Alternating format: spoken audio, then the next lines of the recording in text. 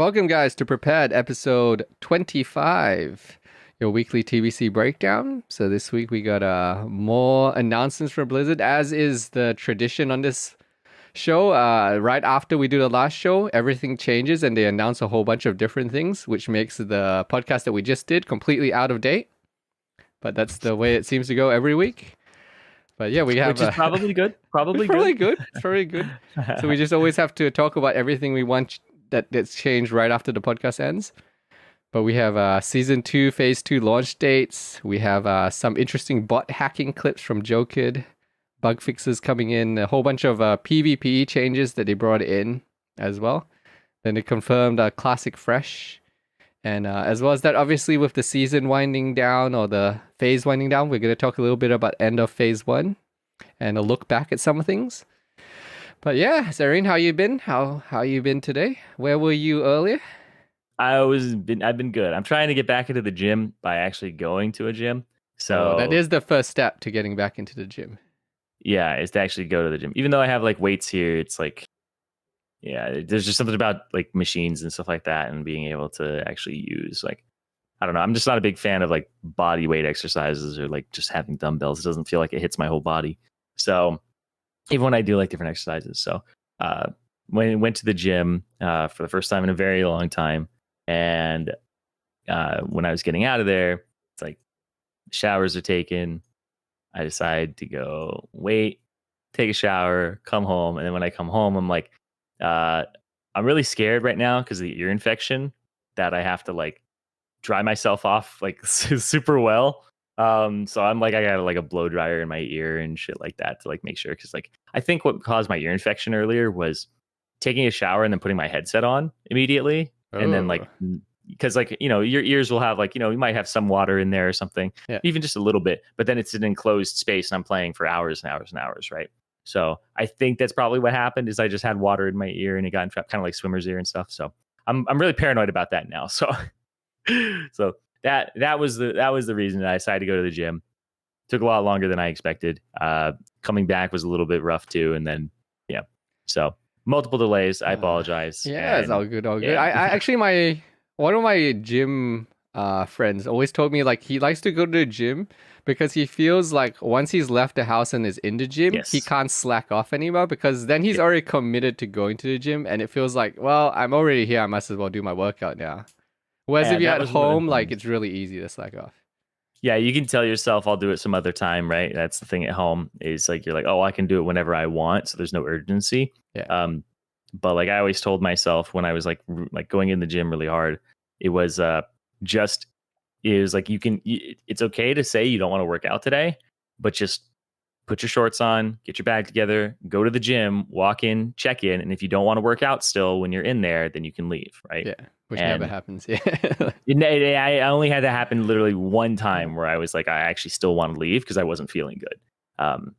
So yeah, every other time I just went, you know what? You go on autopilot. It's like once you click into that fucking roller coaster track, you just like it started and there's no way to get off. So yeah, typically it's actually funny because this is something that comes from my psychology background. Is people think about this is like a little tangent. Motivation. They're like, hey, I'm just not motivated about anything. How do I get motivated? Because motivation, people believe, creates action, but it's actually the other way around, is that action creates motivation. You have to start doing to start being motivated about things. So if you find yourself stuck in a rut, you literally have to, by force of pure will, start the cycle and begin doing and tell yourself you just have to do this one thing. It's literally like, you're like, I don't have the motivation to clean the dishes or whatever, right? But if you go and you say to yourself, like, just go clean one fucking dish, you're actually probably going to go clean more. Because once you start, you're actually going to gain more motivation to do it because you're already doing it. So like, it's strange to say, but objects in motion tend to stay in motion when it comes to motivation. And so motivation creates action is kind of I think a misnomer, or people like really don't understand it. It's action actually creates the motivation. So you have to start doing to become motivated. It's really interesting. I tell you what doesn't build motivation is saying you're going to work out at home and then buying one of those home chin-up bars and then realizing that there's nowhere in your house that the chin-up bar actually fits. And then now you just have a giant chin-up bar sitting behind you when you stream. There's nothing you can do with it. That is It's not part the of the way background to. now. Yeah, no, it's just part of my stream background. It's just boxes behind me. Yep. Yeah, I had a chin up bar in my old place, and the thing is those things are really like usually rough on door frames too. Yeah. Like Yeah. like I am 6'2". I am not a light guy half the time too. I'm anywhere from 170 to 200 depending on how much I'm like working out. So it's when I'm working out, I'm the heavier side of it. So it's like when I I remember like doing some pull-ups and the door frame just like like cracking, and I'm like, oh fuck, this is bad. Like I rent this place. Dude, even when those bars are God, it's like the wood on the frame on the side, because it had like these like parts where it like Yeah, it sticks to the pushes thing. against, Yeah. and then it's like pressure. So basically, it's like pressure on the top of the door is where it first does it, and the other contact points are the front part. It's a good thing. This is why I have it, so I can have it for like that's actually illustration exactly purposes. it, right? Yeah. That solid like rectangle is the part that goes above the door and presses against it on the other side, and then the front part, it's just like pressed in and like indented the wood. So like, and if you have any wooden frame that has any design on it, then it's just probably going to get like pressed in and cracked and stuff. So you'll probably save more money by just getting a gym membership than buying a pull-up bar and destroying your door frames. I like that people in the chat know that, oh, this is the random pre-intro talk. You must be here just in time for the start of the podcast, because we're talking about either chairs or door frames or chin-up bars, the usual unprepared. And chin-up bars are really bad for like getting started on chin-ups too. Like it's like you got to get a chair underneath or whatever, and like introduce the baby strength. Yeah, strengthen your back, like by actually not putting the full load on it. So yeah, there's a lot of stuff that goes into like starting strength. Yeah. All right. So Remy, welcome. That was the pre-intro talk. I guess we should talk about some WoW now. So, Zirene, did you see the same faction BGs are back? I did. My boxes are back. yeah, you got your boxes. You got everything you want. Very, very happy. Yeah, so the BGs are back, guys. But we're back with, forever. Yeah, forever. They said forever, but we're back with a 5-person limit, which I actually hate. We can't do pre-mades. But that's not forever.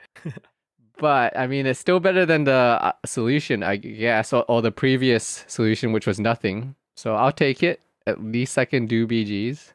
It's better than nothing. Yeah, I mean, they disabled the 5-man pre-made because what was happening is Alliance were 5-man pre-mating and Horde weren't. Or sorry, 15 10-man pre-mating and Horde weren't, because your queues were too long. That you were sitting in queues in order to have like 15 people in AB. You had to have 15 people willing to sit for 20 minutes for the queue. And for us, it was like, you guys want to go stomp out some AB? It's like, yeah, let's go fucking do it. And then literally 15 Alliance jump into literally trade chat, Eye of the Storm or AB groups. And I won every single game except for maybe one time where it was really apparent that we're just shitter trade chat, BG group. And it was just so easy to win every single game. And I felt bad for the Horde, because I was like, these guys actually sat 20 minutes in a queue to just run into an Alliance pre-made. Like, that feels fucking bad. Ooh, so 20 minutes? Zari, no, that is very optimistic timing there. I know. That's very optimistic. That's the Alliance POV on what your queues are like. It must just be 20 minutes, man. It must be really good. Yeah. So I think they did that as a knee-jerk reaction, because I don't think they wanted people running into the same thing that was happening just a moment ago with Horde, where, hey, now that the Horde can full pre-made, every Alliance group runs into like thirsty Horde who are just like ready for that fucking honor that they haven't gotten, So, and I'll tell you, WoW has over time appealed more and more to the people like myself who have no friends. So you can play by yourself. When I went to play retail, I did everything in retail all the way up to Heroic Castle Nathria, or I guess up to Mythic Castle Nathria. I did the first 2 bosses of Mythic Castle Nathria. Did all of Heroic, even Sire Denathrius. Got 2,400 in 2s and in like RBGs, and I literally didn't have a guild. So it's like You can do all that shit. You can pug all that shit. It's very fucking easy. You have to in retail because my retail experience was people trying to convince me to go to retail, and then they play for like 2 days, and then they go back to League of Legends, and I'm like, well, why did you tell me to come play if you're just gonna go back and play League of Legends again? Yeah, dude, my friend has that problem. So here's the story behind my paladin. My human paladin is actually a boosted character that I boosted because my friend was like, I want to play, but like I don't want to get abandoned. And I was like, okay, man, I won't abandon you, dude. I fucking play this game every day, all day, every day. It's practically my fucking job at this point. And he's like, okay. So after a bit, I was like, we hadn't played yet, and I was like, okay, I'm gonna play this paladin. You can play with my dwarf holy paladin, right? I was like, you could play ret or whatever or prot, and I'll play holy because he wanted to play like prot and tank, and I wanted my human to be prot and tank. So like us leveling together, I'd have to be holy at the start and then swap, which I didn't really like for gear and shit. So I was like, oh, I'm just gonna play my dwarf with you. My dwarf is holy and stuff like that. And he abandoned me, so he never played. Yeah. So I'm glad that I didn't wait for him, or else I wouldn't have my paladin now. Which, by the way, another guild has asked me to level my dwarf paladin and tank for them. So that's how desperate guilds are for tanks right now. It's weird how the game is right now. People are talking about like shortages of tanks and stuff. Dude, every like Reddit post right now is people talking about like that there's no tanks, and then all the tanks are just like, oh yeah, here's the scenario. It's like the tanks are like banding together to like shit talk everyone else. Because like I swear to God, if you went to the classic WoW subreddit right now, you'd probably find 2 or 3 posts that are like, I'm the main tank for my guild, and they keep asking me to tank all these heroics for them. And then when I go play my alt hunter and ask somebody to help me, it's fucking crickets in G chat. Like he's like it's my moral obligation as the main tank to tank all these heroics and help people get attuned, but when I need something, fucking crickets. Like I was like, yep. Dude, that's why you just don't have a tank character. Mm-hmm. Then no one can ever call you out for not helping them tank. And then you just guilt the actual tank into fucking doing everything for you, huh? Dude, I swear to God, there were times where like I was on my elemental shaman. This is why it took me so long to get Quag's Eye, is we were looking for like tanks for slave pens. And then it would get to a point where it would be like, we could find DPS and a healer. And then I'd be like, fuck it. You know, we've been waiting for you for like 30 minutes. I'll just swap. Okay, I'll tank it for you guys. But you guys got to like fucking help me next time. And then like it never happened. I'm looking into rogue tanking to fill the void. Ooh, my friend posted a screenshot of the leather boots from fucking the 55 agility ones. Yeah. The beast boss. Boss. Yeah. Wait, let me see. Where is this photo? Oh yeah, it's 55 agility gliders boot of agility. Yeah. Xenotics posted this. He's like ready to tank. It's time, man. Yeah, you got to replace the tanks and just get in there, because that's 55 agility's 3% dodge. Yeah, I mean, it's a lot of tanking stats. I mean, the problem with rogue tanking is that we can't hold threat. We don't have like threat stuff. That's fine. Yeah, that's fine. All you got to do is have a paladin in the group and have everyone else have salve, and then you're fine. You know, just and a hunter to misdirect you constantly. Mm-hmm. Yeah. The interesting thing about rogues though is if you get full dodge set and do hit like the dodge cap or whatever it is, I don't remember. It's like become unhittable. You can tank all mechanics on a fight that involves like hitting somebody else. Like for Gruul, if you have no other melee, you will eat both the hurtful strikes and the melees, right? It's kind of like how that one rogue solo tanked Patchwork. Oh wait, no, I did. Like it's like really old. Yeah. No. It was somebody did it in Classic before Nax was over. Oh, I think that was one from like a private server. Someone who did that. Maybe there's probably one from a private server, but there was one where somebody did it before the end of Nax on Classic. Yeah, I made sure too because I had seen and heard of like dodge builds before. But yeah, somebody solo tanked it, but it meant you could have 0 DPS that were melee, and in Classic everybody's a warrior, so it was just like. It was like, no warriors in. And like half the raid is just standing back. It's a long kill. Yeah, I tell you, Gruul is terrifying, man.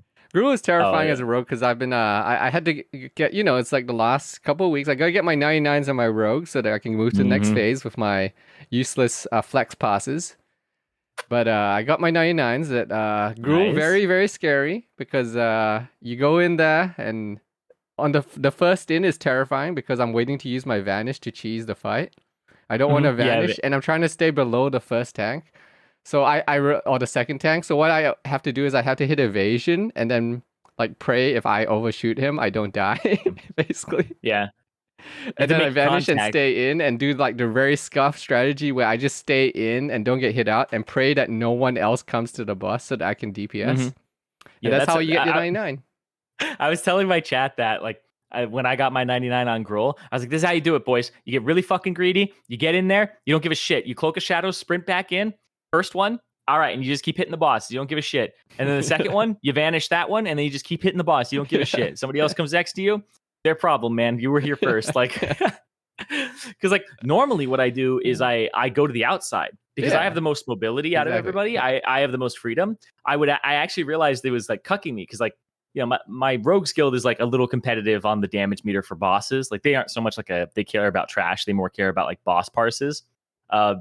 And I remember like I'll get knocked and then I'm like, okay, Cloak of Shadows and just walk straight towards the outside because I can be the furthest person away. Or I can cover the most distance during that slow period because of Cloak. So I would do that. And then I realized when I turn around, like everybody else is back on the boss and I'm having to like get back in there. And I only got one sprint basically per fight. So I was like, how do I solve this problem and become a dirty parser? It's like, yep. I did also find the trick from Mag Therodon is you volunteer to be the fourth clicker, but you never get to the fourth click because you kill him in 3 clicks. And that's the trick. Yeah, you just volunteer to be fourth on the click. And then you also bring another rogue to expose as well, so you're both not exposing and not clicking. The perfect storm for Magtherodon 99. Oh, you know what we should talk about today is one thing I want to add is we should probably add our personal prio on tier tokens because people ask me that all the time. Oh, okay, yeah. Actually, I mean, I just finished literally after this. I have to finish recording my phase 2 bis for Rogue, so I got it all fresh. Yeah, we should make a segment that's like the Snow and Zirene loot council. So people ask us who should get DST, right? Who gets this, right? And then it's Snow and Zirene loot council. Well, we had to go by historical accuracy, and Snow did get both DSTs on both. That is true. That is true, and I have 0 on all my characters. So only one would want it. Actually, maybe 2, but yeah. Now, speaking of DST, I see one in this fucking screenshot that I sent you of the agility boots. Oh yeah, so. yeah. Xenotix does. He got it the other day. He told me. Yeah, he just got it recently, actually. Motherfucker! I assume he's #1 meme class on his damage meter. I remember Xenotix. He used to kill me on Fire Mode. Part of really? Well, he plays on Fire Mode. He kills progress people. That's Xenotix. Oh, yeah. Good boy. But yeah, speaking of like the Blizzard changes, did you see the giant bug list? It's a giant bug list, but what I like is they finally fixed the jewel crafting trinket. They finally did it. They did it. I was talking to my chat about it because I have it too, and I'm like, yeah, this thing it goes away 2 seconds early, and now it lasts the whole duration. But you know what the best change on this thing is? He's number 2. What's number 2? Totems. Oh, the no more totem stomping. Yeah. Well, I don't play shaman, so I'm never. They removed totem stomping macros. Now, if people don't know this is a macro that warlocks have. Basically, every single high tier warlock has this built in as extra lines underneath their fear button or anything like that. It's /cast fear /pet attack tremor totem /pet attack grounding totem. So if every time you press fear and start casting a fear, your Fellhound will turn towards the tremor totem and knock it out right before the fear goes off. So yeah, it's something that you would be able to spam. And now it doesn't work, which is very, very good. Now here's the next thing they need to fix about shamans. Because I have the fact that you hard cast everything. Yeah, I mean, yeah, it's kind of because my shaman's approaching like 2K and 5s right now, and so I've noticed a lot of issues with like what happens in PvP. Curse of Tongues increases your GCD for totems. Because totems are a 1 second GCD and everything else is 1.5 that you do, because they increase the speed at which you put down totems, because in Classic, you spent fucking 6 seconds putting totems before you could actually put like a chain heal out. So you'd be like, totem. Okay, let me chain heal. Hold on. And then like, so you're like 7 seconds where you're not doing anything until a heal lands. So they made it a 1 second GCD to place totems. If you Curse of Tongues a shaman, his totem GCD goes fucking up. That's actually hilarious. It's so stupid, dude. Why? Holy shit, dude. You increased my cast time. Why does that move my GCD back to 1.5 seconds? Like, hello? What the fuck, dude? This ain't fucking Classic. This is TBC. Yeah, I noticed that because like I had Curse of Tongues and I was like, okay, let me place this grounding. And I placed the grounding. I was like, oh shit, I need to I was like, let me place this tremor totem, right? And then I was like, oh shit, I need to grounding right after. And I was spamming it. And I was like, that felt really long. So I went and watched it back later. And I was like, oh my fucking God, you're kidding me, dude. Like, you are kidding me. I mean, it's like 90% of the Warlock casted fives, I swear. Like, every time I watch Chan when he's doing fives, it's literally he's just a Curse of Tongues butt. It's like the most efficient thing he does. I think I ran into him when I was playing fives. I think I was playing fives. I think I was either playing fives. He's been grinding like all his characters up, so probably. I was either playing fives or twos or something like that. And it was literally just like, it was just like fucking Curse of Tongues every single person. All he does, that's all he does. My mage would like decurse me, and then it would just be like, no, it's back on. Like, it's like the most effective thing you could do as a warlock too. Yeah. Is Curse of Tongues. It's just insane, which is really funny because Warlock's Curse of Tonguing is so powerful and so annoying to classes that like you would think that mind numbing poison would just be the same, but like people don't use mind numbing enough. Yeah, right? it's pretty rare because I think most rogues can barely do like the 2 cripple swaps, so a lot of rogues don't even make it to the third one, which is mind numbing, which would be your third option. So a lot of rogues, only do cripple and wound. And then they don't even have the wound. But that's usually how I notice when the rogue's like really high tier, is that they do the mind numbing as well on command when they need it. Yeah, it's something I noticed when I watch Savix, who barely even like PvPs in TBC that much because he's been playing a lot of Final Fantasy and such. But yeah, he's already got the mind numbing, and I don't even use my mind numbing macro that much. But he like uses it when he needs it and such. He has all those macros done. Yeah, I've watched some people like I think it was Mur, who like is really big on swapping poisons and stuff like that. Like he definitely has the 3 offhands down. I don't know if he has the divine, the divine rapier or whatever. Oh, the dazzling longsword. He hates dazzling that longsword. stuff. He hates he hates all the cheese, man. Yeah, dude. People are using the Silent Fang from Scholomance. It's from Scholomance. Yeah. Here's the thing: is my paladin on my horde paladin that I had leveled the blood elf that like has like no support because it's on fucking Sulfuris. It's like level 62. I kind of abandoned it. I had a Silent Fang because it was like a fast weapon for PvE. Like just because I was like, I don't really have a weapon. There's no good weapons besides like maybe Mirror Song, and there's no like spell power weapons or anything like that. So I have a Silent Fang, and it's really fast, but also it procs pretty frequently. And when it goes off, my favorite thing is when it goes off, it sounds like a Shadow Priest casting silence on you. So my prop paladin would be like hitting somebody in AV, and then it would go off, and they would freak out. Like, they're like, where's the priest? Where's the Shadow Priest? Like, it sounds like they're getting silenced by a Shadow Priest, and it lasts a good bit too. I think it's like 5 seconds or something. It's a long silence, actually. It's a long silence. I actually tried to go, after I found a Dazzling Longsword tech, I actually tried to go farm the Scholomance ones. But then I realized, like, wait, there's an entire room where I have to kill melee immune mobs, and that doesn't work as a rogue. I can't kill the melee immune mobs. So unfortunately, I cannot farm the Silent Fang to go cheese more in Arena. Yeah, I'm at the point now where I'm starting to min-max everything with the time that I have for my Paladin, because that's my serious character. That I've now resorted to. I'm farming Wrath of Cenarius right now, basically. Like, not now during the podcast, but I'm literally in Silithus only having to do combat badges and then the Dukes left to get my Wrath of Cenarius. I farmed the polearm from Ambassador Flamelash. And I don't know if you know what that does.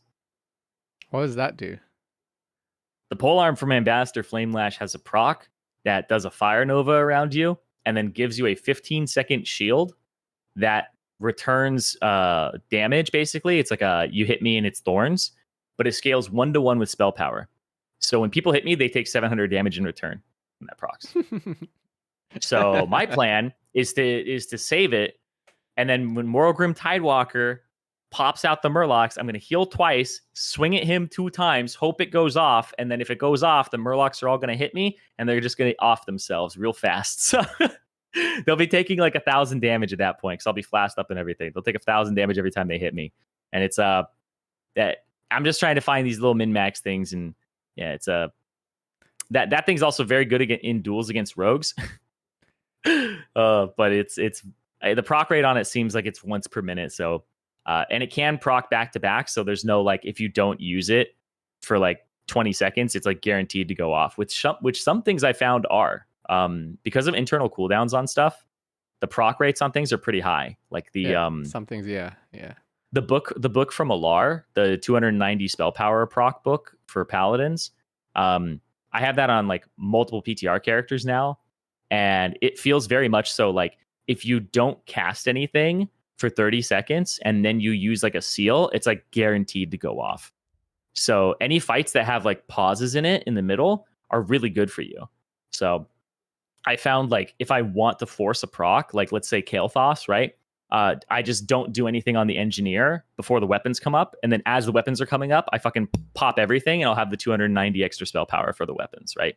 So it's actually really interesting how you can like manipulate the proc to proc when you want it to. Yeah, it's funny all the little cheese things that are kind of popping up more and more as people learn them. I know Mir and it's dirty min-max. A lot of these guys really don't like that in PvP though, because they introduce that randomness or stuff that they're not prepared for, and like that you can't always counter as well. And man, I ran into a mirror matchup, human rogue warlock, and the rogue was using perception and goggles, and I didn't have a counterplay. I literally did not have a counterplay.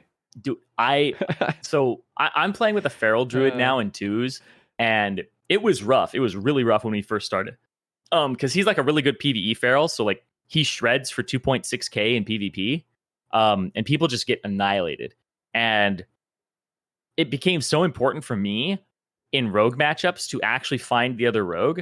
And I'm human, but I didn't have the master's treads, I didn't have stealth on cloak, I didn't have goggles.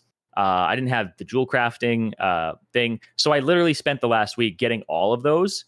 And it is an insane fucking difference. It is actually ridiculous. When you pop the active goggles and perception, it is actually unfair. I see the other rogues walking around from a mile away. We played against like a rogue druid mirror match. And I was like, oh, druid's on the right, rogue's on left. I'm going to sap him and then shadow step over to the druid. And it was like immediate. It's so fucking stupid. It's like, I could see them so far away. At one point in time, I started vanishing as well. I was like, okay, I gotta do something because I just get open on every time. I'm gonna pre-vanish. And then I realized, wait, my pre-vanish doesn't work either. He sees through it. Yep. Like a pre-vanish and he sees straight through it. So there's literally no counterplay. And then Twitch chat is on the side. You were using your own goggles or no? I have my own goggles as well. Damn. So I was doing everything. I had goggles, I have max stealth stuff, and it was just like nothing I can do. I'm convinced that the active goggles are so fucking good that you're going to use them over the NG goggles next phase. The ones that have, because those have stealth detection on them, right? But it's passive stealth detection. It's like and 5. The active stealth detection combined with perception is just insane. So I'm like, if I was like maybe a class that wasn't human or like a race that wasn't human, I might use those goggles because the stats are so good, right? Next phase, but I just think that just the combination of perception and that, it's like, you know how people were like, they're like, hide and wait out the perception. It's like, you have no fucking chance. Yeah, man. The Twitch chat. As soon as I, the backseaters, man. They're just like, wait out perception. Yeah, you just gotta hide. You gotta find a better hiding spot. I'm like, dude, I'm on Blizz's Edge Arena. I'm pretty sure he sees like 90% of this map right now. There's no way I can hide. There's literally no way I can hide right now. In Blade's Edge, if you are in Blade's Edge, just to give you guys like an example, on Blade's Edge, if you are anywhere on that top platform, I will find you almost instantaneously. And if you're anywhere like within the middle third, you're gonna get spotted. And I can spot you from above. Yeah, that's the dumbest thing. You can spot me from above. Yeah. It's, There's no restriction on the the y-axis. Yeah. It's like there's no restriction on the three axes, right? You can see X, Y, and Z. So if you're below me, I will see you with the goggles and stuff. Yeah. So if you're hiding under a pillar with your priest, which many people seem to want to do when there's they don't see who's around, instead of going up top and sitting there, you'll get spotted by the human rogue. So that's very fun. Yeah. Also, the belt, the engy belt. Engy belt. Very rarely backfires. But my friend, who's a really high level PvPer, who was in the arena championship that they had for TBC, and made it to like the top 4 teams or whatever. He was saying that the engy belt on PTR backfires twice as much as it does now. Interesting. And only on PTR? Because I did hear yesterday. Like yesterday it wasn't that long ago. But like I was watching Chanimal as I do as my PvP ritual, and he was talking about how Sea-Dew and a few other guys had stopped using it because they believe that it's been nerfed. But Sea-Dew started using it again. Yeah, I think he started using it again because I think he realized it was just a bad streak. But if it's changed on PTR, that's going to change the meta a little bit. I was watching Sea-Dew last night, and he was like, "This is like Sea-Dew's like a dad. He's got responsibilities. Like he was literally like, he's like, it's 2 a.m. I've never stayed up this late playing like arenas. He's like, I'm just having so much fun. He's like, I got to do the dishes after this. Like he's like, I got to go to the dishes before bed, or I'm gonna get killed by my wife. So I was watching him, and he was like, yeah, this belt actually is really good. It was just, he just has this feeling that every time he presses it, it's going to backfire, but it like hasn't. It's one of those things where like your first impression, if you get like 3 backfires in a row, which is like that'll only like happen one time in your possession of that belt ever. He started putting it back on and using it again. So yeah. It's just too good. It's too good to not use it. It's especially if you play double DPS. It's literally you just zug and it keeps you alive. Like it's just such a difference maker. And my arena partner, he and I both got it. He's a druid. You can't use it in form, but he found that like what it ends up saving a lot of games for us, because if he's against anything like a warlock or like a rogue put a rupture on him and we got 1 kill, he can shift forms out, use the belt, and then like hot himself, right? And we've restricted ourselves to using the belt only in situations that you would have died anyway. So like he's got like 183 life. He's going to die to the next tick. He pops the belt. He lives, right? So it's actually really interesting how like I think the belt is good, like beyond like what people even value it at now, because I'm only going to use it in situations where I would have died. Like if I pop the belt at half HP, I'm a dumbass, right? And we're playing double DPS, those are the best clips though. Like because I have a weak aura that plays the cash money sound, like the cash register sound, every time someone's belt backfires, and I just know I see it like, oh no, this guy got greedy. This is why my hammers are hitting him for 2k each.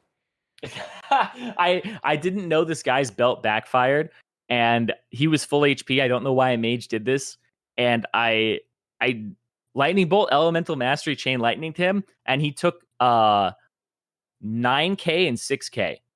No, he took 6k and 3k. He took 3k from a non-crit, 6k from the crit, and he insta died. And I was like, what the fuck just happened? Like I thought my game bugged or something. I was like, how the fuck did I hit him so hard?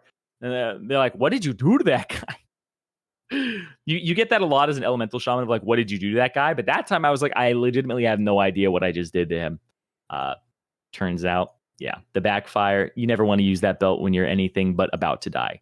So it's actually impressive, the guys though that climb high without it, because the entire time they're always saying like, man, if I had belt, like, because there's all those like really close games, especially versus warriors. Man, warriors are getting really scary now, because warriors now are like really geared, and they're getting to a point where sometimes they just need that one lucky proc, and they take half your HP suddenly, and there's nothing much you can do about it.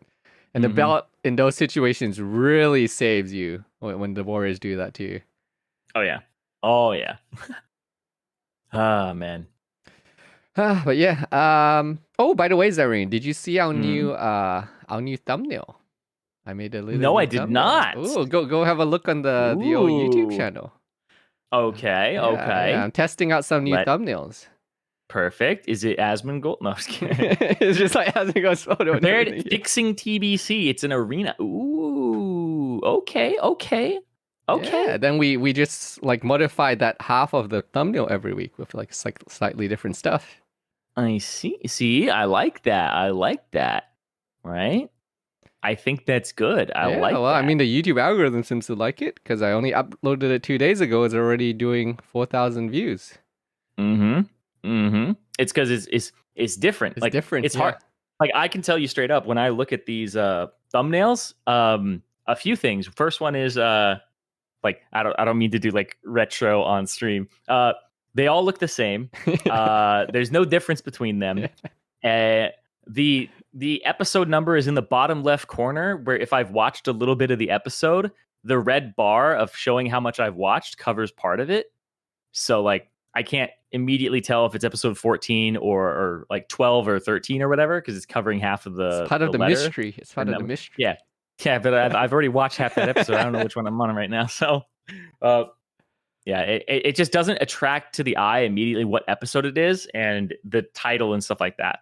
Like the most important part of it is it's the Prepared TBC Podcast, and then the top is like the sides are like Chat. See, chat's got the right idea. It's a feature. It's a feature. It's a feature. Which episode is it? Oh, who knows? Not even us. No.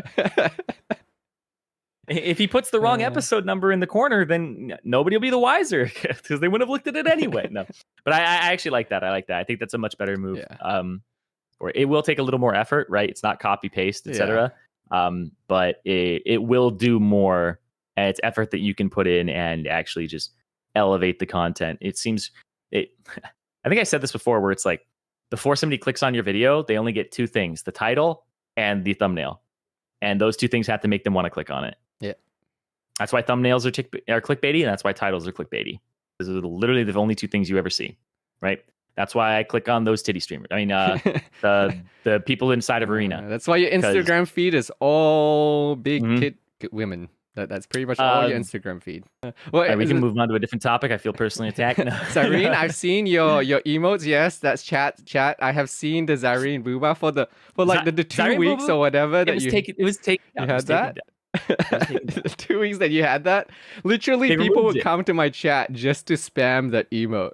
Oh no. it unlucky. But it was a good time. It was a good time. Yeah. Anyway, we were talking about bugs and like the bug fixes, which just to say, like, this is a lot better communication than before. I still want more from Blizzard. And it's something that I've actually like talked a bit about with people that like I really like patch notes. People like patch notes to know what's getting hotfixed, what's getting removed. I can actually share now with you guys something that we were doing on Lady Vashj that got fixed. You know how on Lady Vashj, the whole mechanic is you loot a tainted core, right? And the tainted core, you pick it up, you're rooted, you throw it to somebody who's at the top of the stairs, they get rooted, then they throw it to somebody who's at the pylon, right? We were putting it on group loot for white items. And then everybody was passing on loot except for one person. So somebody would kneel down, it would pop up on the need or greed window. Everybody would pass except for the one person who's doing the pylons. They would walk up to the pylon, press need, it would go into their bag, and then they would instantly unlock. Oh, I heard about that actually. Someone in my chat suggested it, but I didn't know it was working. I think when I was doing Vashj. They got rid of it, but you know how they got rid of it?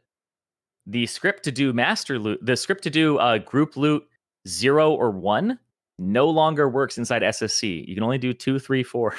So they disabled the script for that.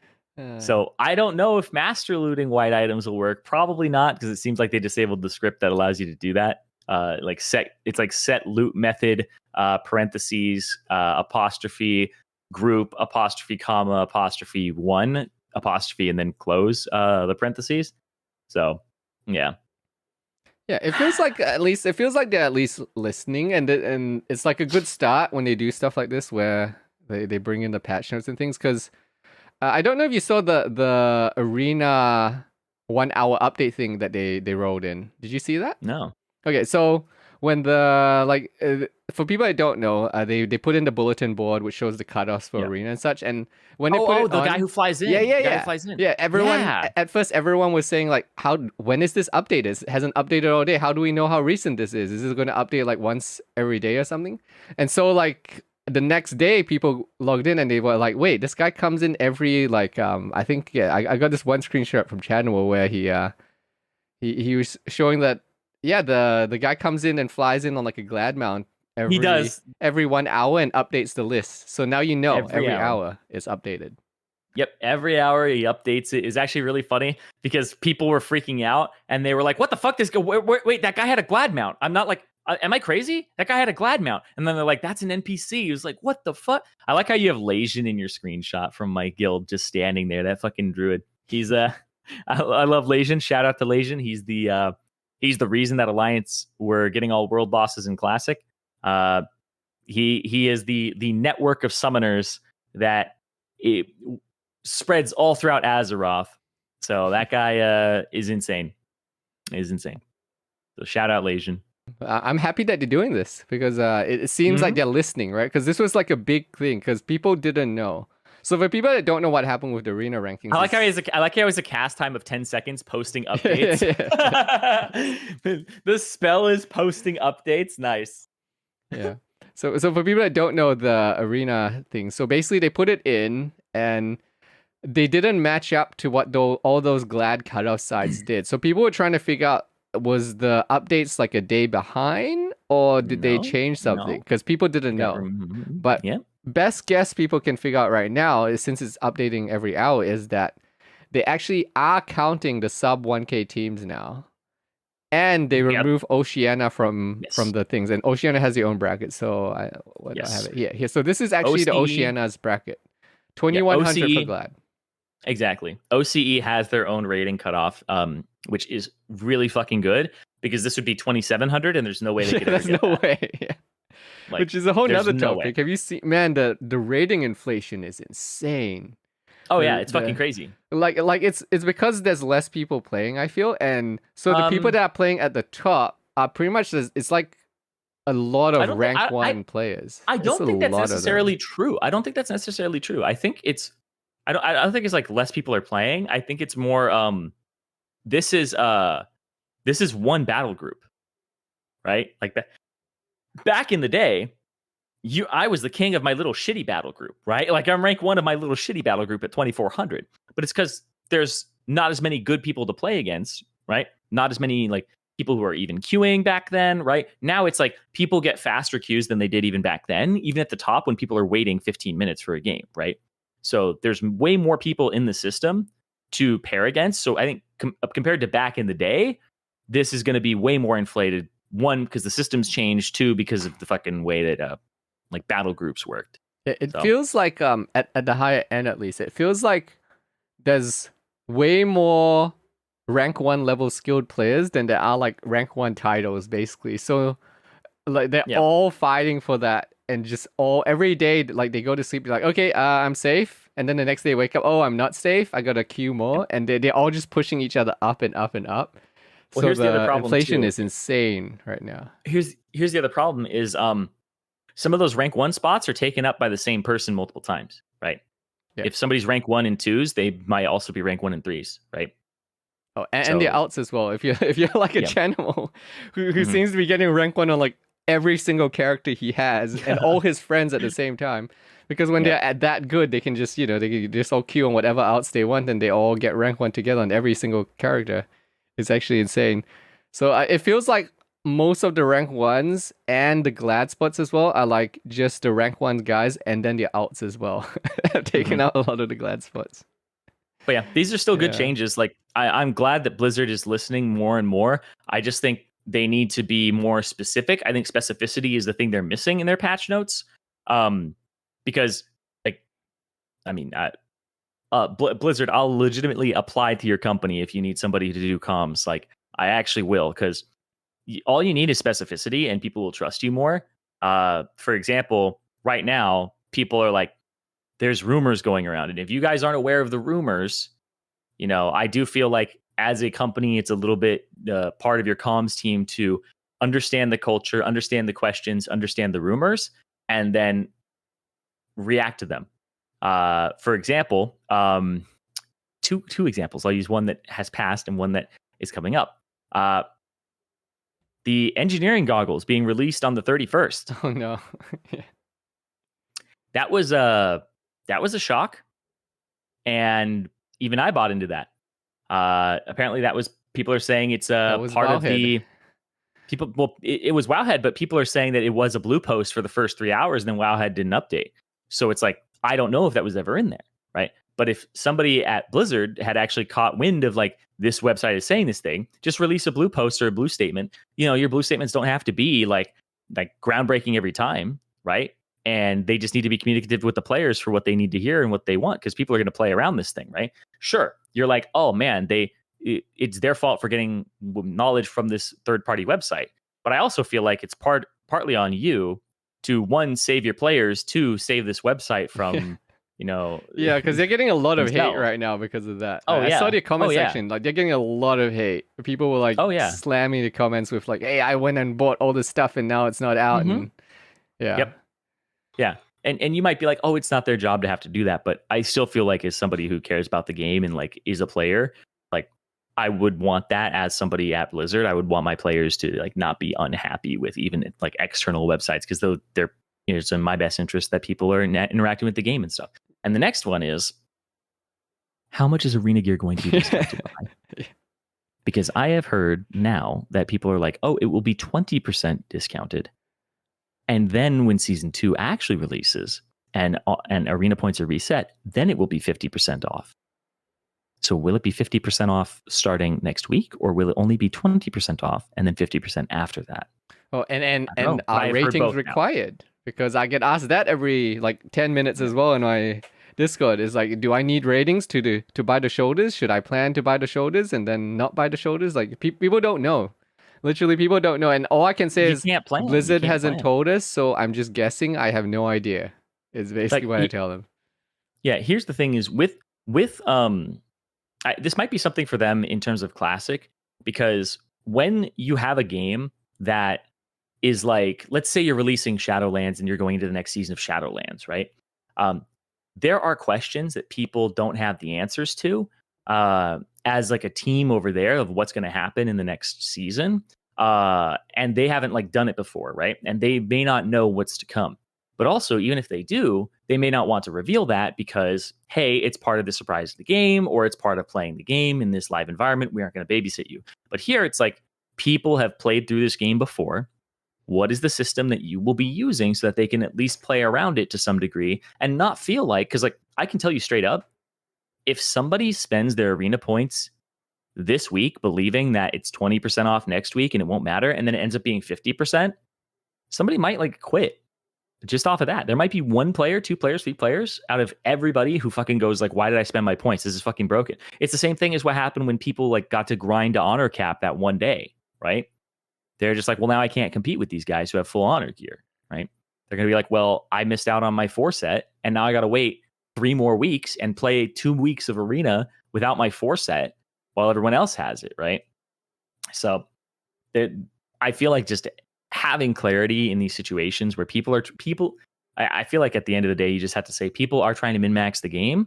Don't make them guess around these things, because you're only shooting yourself in the foot if somebody who doesn't play around those things gets upset, right? Like even one today, someone asked me like, hey, I just noticed that the honor stuff is half price for the gems, and then they're like, should I buy now? Mm-hmm. Is this going to be a temporary thing? Is this a mistake? They're gonna change this later. How long do I have to spend these honor points? And I just tell them I have no idea. Man, like Blizzard hasn't said anything, so I have no idea. Yeah, it's strange. I'm not sure exactly, to be honest. But I definitely feel like Blizzard needs more specificity, right? They need to be more specific on how they're going to change things, and be like, be a player. Like, I really feel like what Blizzard needs is I know they get a lot of criticism of, oh, do you even play your own game? Like, obviously they play their game to some extent, right? But are they a player before they are a designer or a like comms team member? Like, I feel like you need somebody in there who's a player first, who understands the player ecosystem and what players want and what players need right now. So that's the thing that I think they're missing, is they're missing a true player. Yeah. Well, I mean, that's a big thing. it comes back to there's somebody who is it in retail. Somebody like there's somebody in retail right now that everybody is like heralding as like he's a guy who does like high level mythics and stuff like that, and he's like people are like attributing a lot of the recent retail changes to him, even though it's probably not true.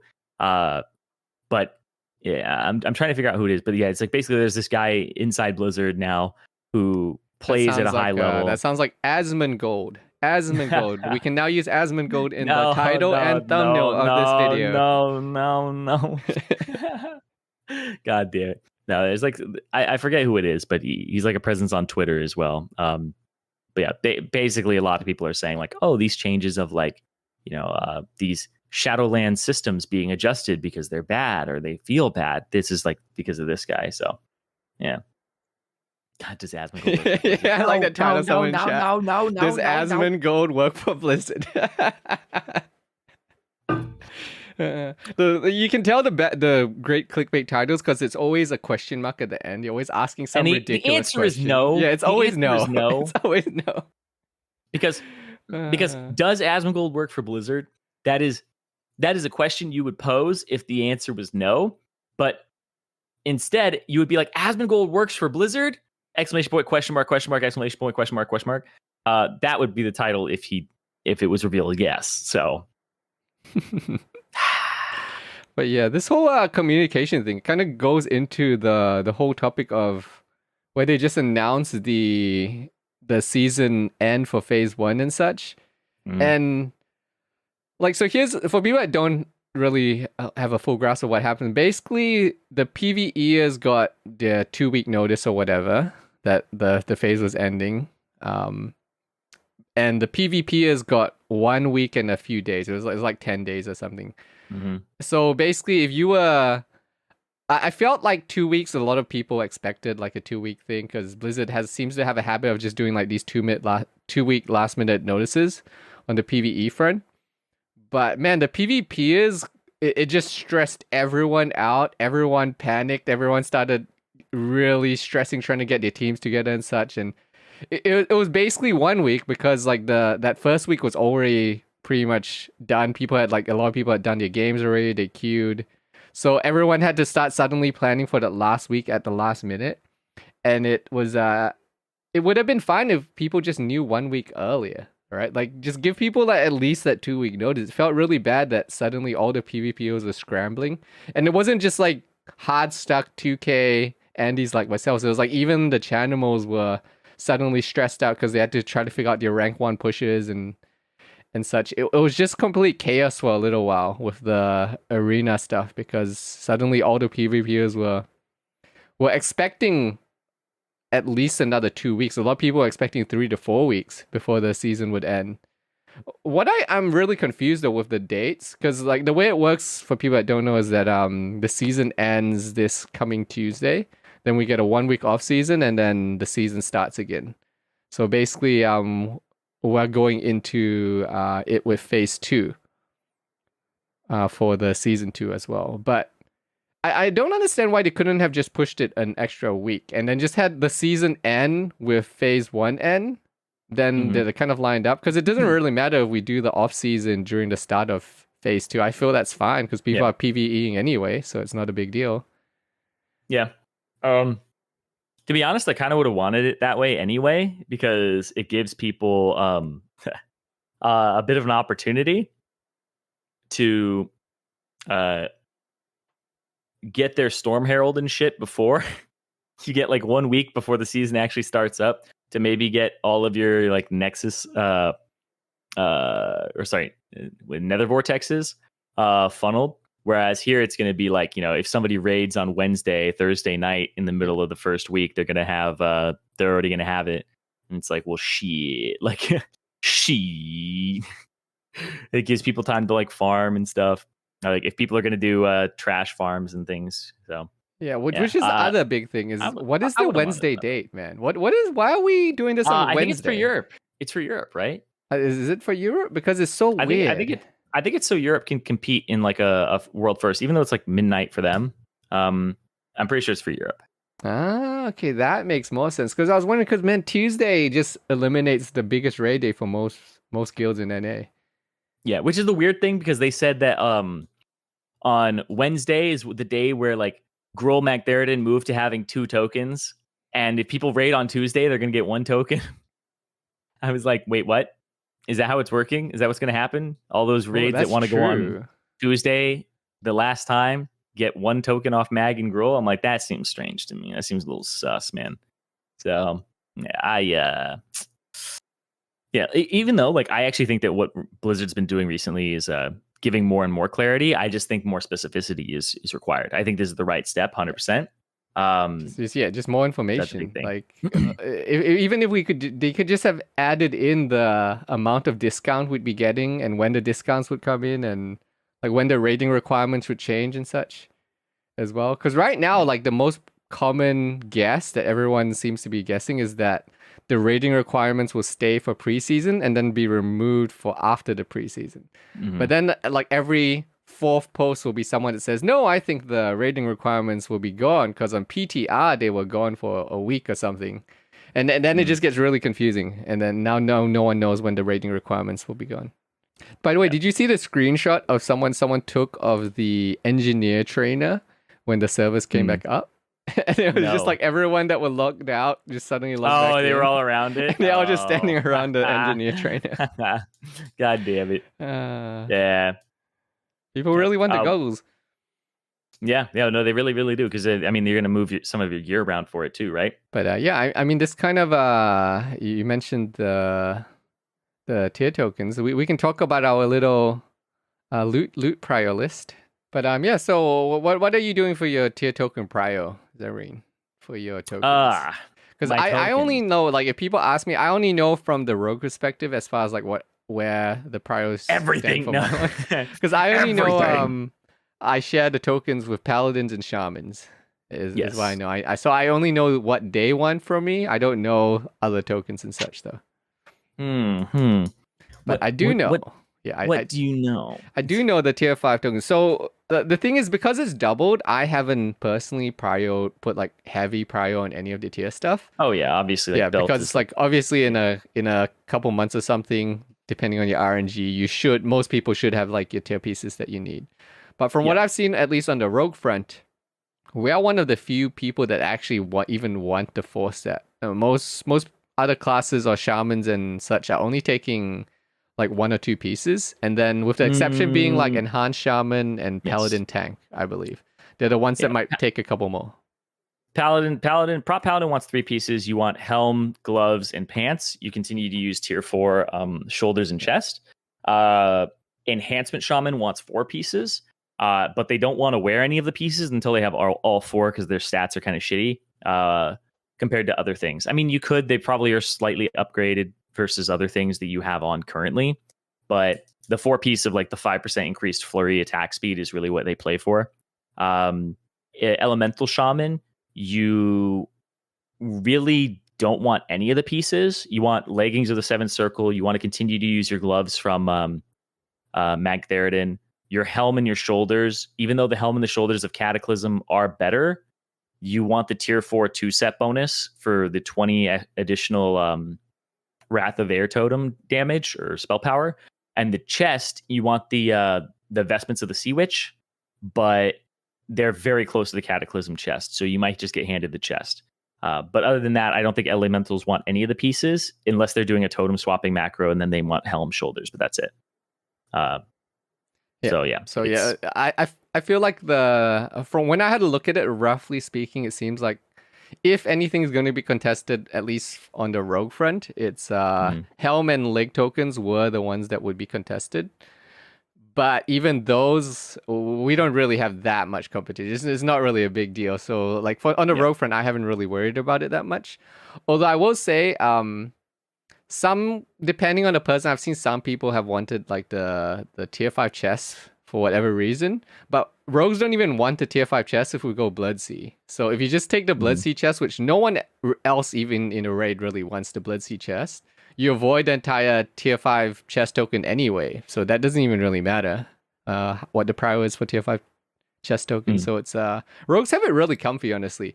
I know like most raids don't want a lot of rogues, but the fact that you only have the one rogue and like your tier isn't really that contested, loot is very comfy for most rogues right now. It's actually, we're not fighting with classes so much. It's pretty much just the belt. The belt's the only thing that's being fought over. Everything else is pretty easy for rogues to pick up. Yeah. In terms of like prio, I'm a little biased. And I would probably prio the 3 pieces to the prop paladin ASAP. Because those pieces have like extra block rating that the other ones don't. It allows them to hit crush cap, has a little more spell damage than the stuff they're wearing currently.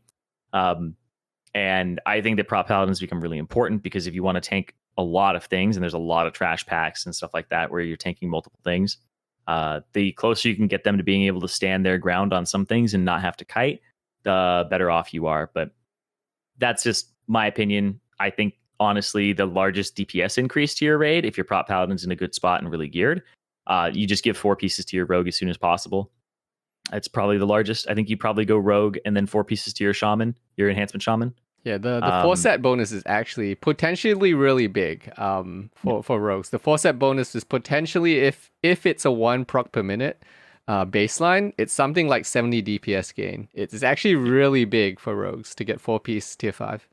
Like the other problem with rogues as well is that we're in this awkward situation where we're going in with like 2-piece Waste Walker, 2-piece tier 4. So when you swap out an item, you need to swap 2 at a time to try to even it out because you lose a really important set bonus. So rogues are in this weird piece where we want 4-piece, but we have to swap pieces out 2 at a time, basically. Yep. And it's gonna be interesting. And the goggles, I feel like a highly just a flex item and not really that crazy to get because I was simming combinations for the goggles and everything was just like a side grade. You can use the goggles from day one, but it's like you still have to keep your Waste Walker 2 set. You still have to keep your tier 4 2 set. So the goggles are your bis for the beginning of the phase when you use Netherblade, legs, and chest. And then you keep your Waste Walker 2 set. And then it's even that, it's like a very minor DPS increase if that. So it's mostly just if you want to use your goggles, that was what you use. But you don't even have to do them. Goggles are just like another flex piece. Like really the real benefit is if you're super sweaty, you can pick up extra like Waste Walker pieces and such, and then you have more flex room. But I don't know anyone sweaty enough to do that really. Well, no, that's not a lie. I know one person sweaty enough to do that. Feoblade, the rank 1 hunter, he literally has mining right now to farm the pieces he needs from the mining for Wrath of the Lich King. He is on that sweat level. Yeah, he literally took up mining just to farm what he needs for Wrath of the Lich King. So I think he might be the only person sweaty I know enough to go farm the bonus like Waste Walker pieces just to have like that 5 DPS increase for 2 weeks. That man's not just looking ahead; he's looking into the fucking future, dude. Like, what the fuck? Like, for the average person, probably you can play around with the goggles, but really all they do is they make it easier for you to flex stuff in and out. But you're always just tied to this weird option of having to swap 2 pieces out at a time as a rogue just because of the set bonuses.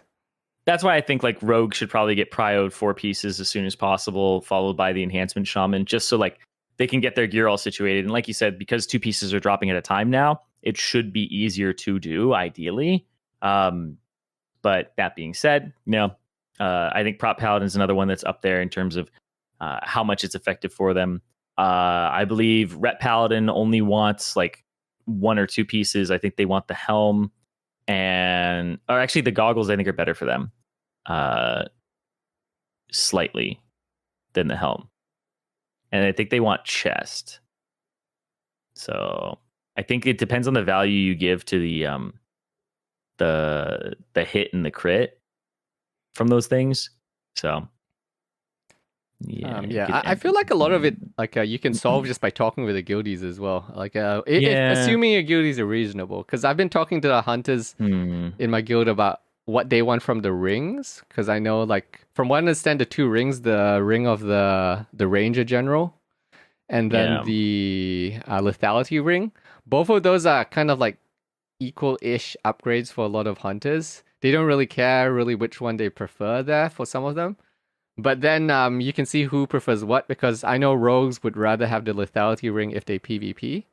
And then hunters would actually prefer the ranger general ring if they PvP. So it actually kind of works out that way. You could, if both classes have PvPers, they might actually prefer to pick the alternative ring option because it works better for their PvP set as well. Yeah, it's because the Ring of Lethality is more hit, and then the Band of the Ranger General, the Ring of Lethality is more AP, and the Band of the Ranger General is more crit. Yeah. And the Ranger General is, honestly, if you look at it from a PvP sense, it's not really potentially even better than like Garona's. Garona's is really good. So like, I'm not even prioring Ranger General at all, because I'm very PvP focused right now. So I'd rather use my prio there on the stuff that I can use in PvP as well. Yeah, because I don't know what's going to happen with Rogue again, because right now, like, half your BIS PvP is PvE gear. Yeah. So I'm not sure, but there's things like, the PvP ring is better now. The caster one has spell pen on it. There's like better off pieces, things like that. So we'll see the value of resilience next PvP season. But yeah. So in terms of like the paladin, shaman, rogue one, it definitely feels like you want to get it to either your prop paladin or your rogue as soon as possible. The rogue is more set bonus oriented,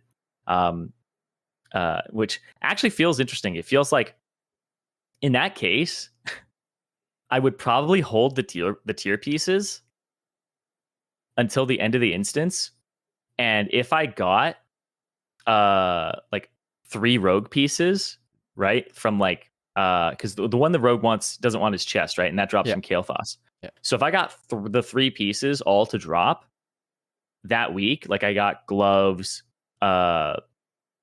pants, and helm to drop from SSC, I'd probably hold all 3 of those, and then I'd just give them to the rogue. So, but if I didn't have like the pants drop, I'd probably just give if then 2 of the other pieces dropped, I'd probably just give those to the paladin, right? And then see what happens in SSC or TK, right? Because if the rogue can't complete 4 pieces all right there in that run, then I don't feel like it's worth giving it to him right away, right? So that would probably be what I do, is play it by ear based on how many drop. Yeah. So it's funny, something in the chat is happening right now where this is actually something my guild faced for a while, which I thought was a really dumb problem. Is that people look at the tier pieces if you prio one person and they're like, oh man, but this guy's getting kitted out if we give him a whole bunch of tier pieces on top of other things. But you always have to keep in mind that the tier pieces aren't exactly rare. And like getting really stressed out about one person's getting kitted out with loot doesn't really matter that much on the tier front when they're really common pickups and such. You're just trying to prioritize and make it efficient in how you allocate it. So like that's something my guild ran into issues with in the past, where like in AQ, people were fighting over who gets the tier pieces first. And meanwhile, I was just sitting there thinking, you guys know this stuff drops every week, right? Like it's like a guaranteed drop. We don't have to be fighting about this. Just wait like another week and we get a whole nother set to allocate. It's really not a big deal there. And in terms of like if you give him gloves and legs, he's not going to use them. It's just how like hunters don't want to break their Beast Lord set until they have 4 pieces of tier 5. Like they'll just sit in their inventory rotting, and it won't be an immediate DPS increase for your raid. So for example, if I go like, okay, I'm going to give this enhancement shaman 2 pieces, and I'm going to give this rogue 2 pieces. So this next week, my raid DPS actually didn't go up at all for the next time we clear SSC. And it might stay the same for the next 2 weeks, depending on what pieces drop. But if I was able to give all 4 of those pieces to a rogue or an enhancement shaman, either or, then my DPS is going to be higher next week. So the bosses are easier to kill. The content is easier to clear. So from like a raid leading standpoint, I don't really care about if one person's getting all the gear and getting kitted. If it's the best DPS increase for the raid and the player is good and decent and like deserves those things, right? It's why people don't have a problem with kitting out a main tank is because people are like, oh, it's main tank prio. We understand the effort work he puts in, etc. And it's going to make the raid easier in the future. That's kind of my thought process here. That's why I'm like, oh, paladins are a good candidate for it, for prop paladin, and then rogue and enhancement shaman, because those are the two largest DPS increases for your raid that you could get by distributing the tokens in that way. So that's kind of what I feel like. So yeah, I generally agree. But the other thing to keep in mind for people in chat is that it depends on how hardcore your guild is as well.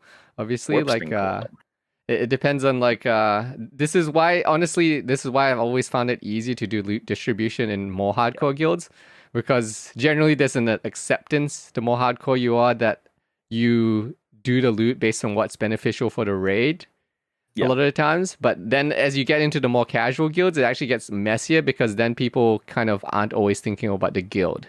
A lot of the times they're thinking more about themselves, and then it gets messy. But you kind of have to take the context into account. Yeah. And Talon isn't necessarily rogue prio, because it could be Fury Warrior offhand, right? I think that depends. I think it depends on the warrior as well, right? Because I know some sweaty warriors who actually just they don't really care about Talon. They're gonna go get the arena one. They're gonna go get an arena one, because the Fury Warrior has the option of Talon, then they can also get arena, or they can also get Rod, right? So I feel like they get prio on one of them, probably, or like equal-ish prio on something, but it's probably not going to be Talon, just because the Talon is probably the main hand for the rogue versus the offhand for the warrior, so that's probably going to the rogue. And then it kind of depends on how you're doing Rod, really. If you're giving that to enhancement shaman first, which is really good for them, or if you're giving them to the Fury. But I think one of my guilds doesn't even have a Fury Warrior anymore that's two-hander, so I don't think we have to make that choice. Yeah. But Rod is man, I wish Rod looked better, because it's the best PvP weapon, but it looks so stupid. I don't compared to Talon looks so good, but the Rod looks so dumb. To talk to Sam Squouch about this is if a rogue gets a lot pretty quickly, Warp Spring Coil, the trinket, should not count against them, because it's rogue only. And once it drops one time, it's literally DE'd, and you hate seeing it for the rest of the fucking phase. It drops a single time, and then you're just like, fuck this item, never want to see it again, right? So it shouldn't really count towards them. It's also going to lower them on other things, they never get Tsunami Talisman, aren't in the conversation for that. They just want DST and Warp Spring Coil, basically. So those things aren't going to count against them. The Belt of 1,000 Deaths is incredibly good for them, but like I said, I personally would prio Ret Paladin after Feral main tank or Prot Warrior main tank. So I basically think it goes to your Prot Warrior or Feral main tank, whichever one it is. Then it goes to your Ret Paladin. Then I believe it should go to an enhancement after that. One, because I think rogues are going to get a lot of tier pieces, but also I think the amount of DPS increase to a raid that you get from giving it to a Ret is much higher than the others. So, yeah. In general, I've always thought of tier pieces as well. If they're common drops, that is, if they're not a really contested stuff, then it's just it's just something you throw out there and you try to do it efficiently, but you don't really worry too much about where it's going, as long as it's not being wasted. Because in the end, with that stuff, you usually end up the phase with everyone has all this stuff they want when it's that common. Yeah, no, 100%. And people will be taking it for off spec eventually, right? Yeah. When it comes to the other tier pieces, I believe it's Mage. Yeah, Mage Lock Hunter. Okay. Yeah. That one you give Mage 2-piece immediately. Mages should be Arcane and SSC. You give them 2 pieces immediately, just right out the fucking gate. There's a debate on whether or not the 4-piece is worth it. People are saying it has no internal cooldown and could be really, really good. But basically, you just want to get 2 pieces to your mage, the 2 pieces that they want, if they aren't going for the 4 set. And, eventually they might be able to mess around with that. Then you want to funnel Hunter's 4 pieces and get your Warlock. Somebody's saying I think they only want Helm. I have to double check that. But mages, basically, regardless of whatever guild you're in, your mage should get prio on 2 pieces. Absolutely, right out the gate. People are talking about them wanting 4 pieces of legs, chest, helm, and shoulders, I think.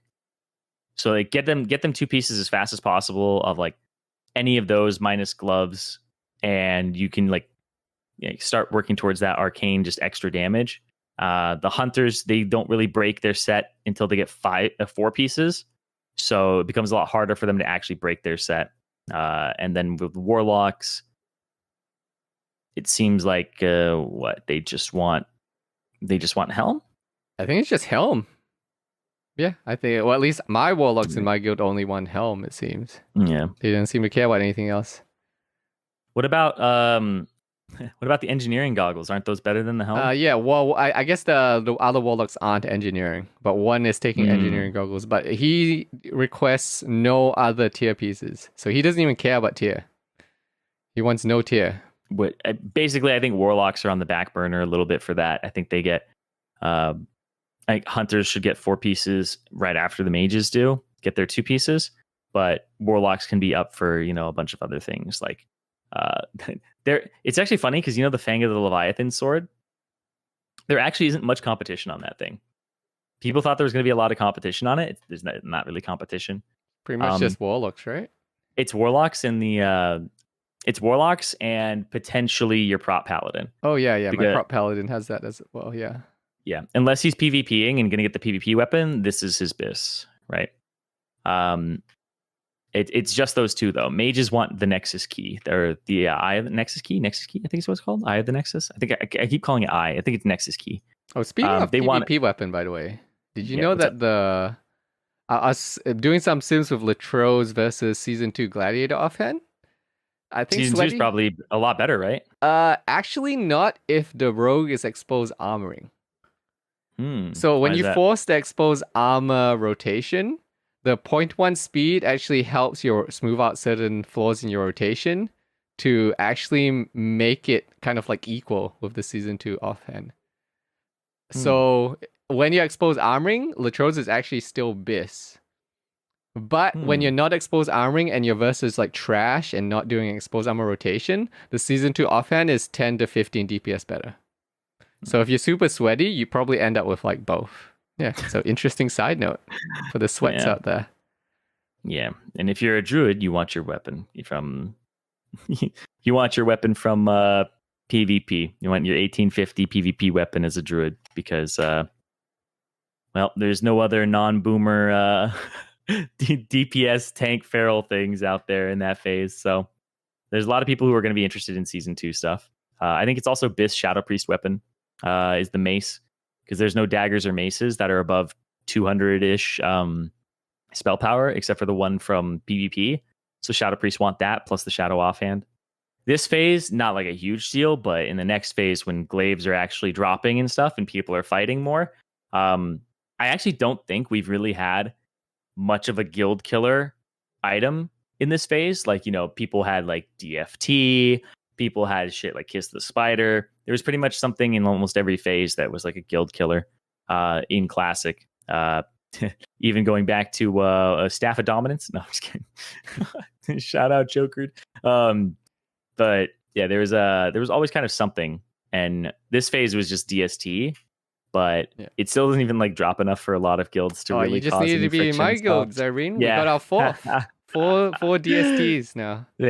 Yeah, and then you're perfectly fine. Next phase, it's probably like the Belt of 100 Deaths is literally the thing that'll be like the most contested there. And then everything else is like pretty easy to get it when it drops for classes. They don't have a ton of overlap on what like a bunch of people want.